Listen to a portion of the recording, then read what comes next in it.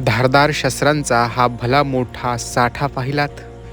जालना पोलिसांनी चंदनझिरा भागातून तब्बल 41 धारदार शस्त्रे जप्त केलीत.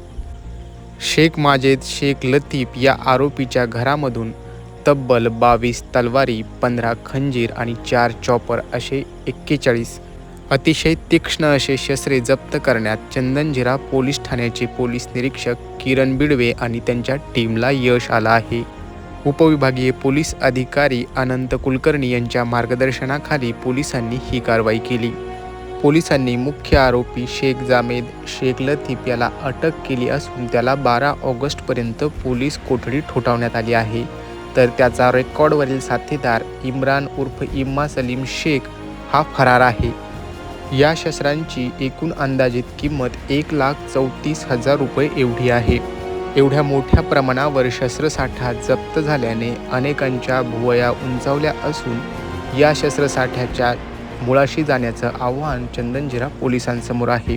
पोलीस तपासात अनेक धक्कादायक बाबी समोर येण्याची देखील शक्यता आहे. नारायण काळे, दर्पणकार न्यूज, जालना.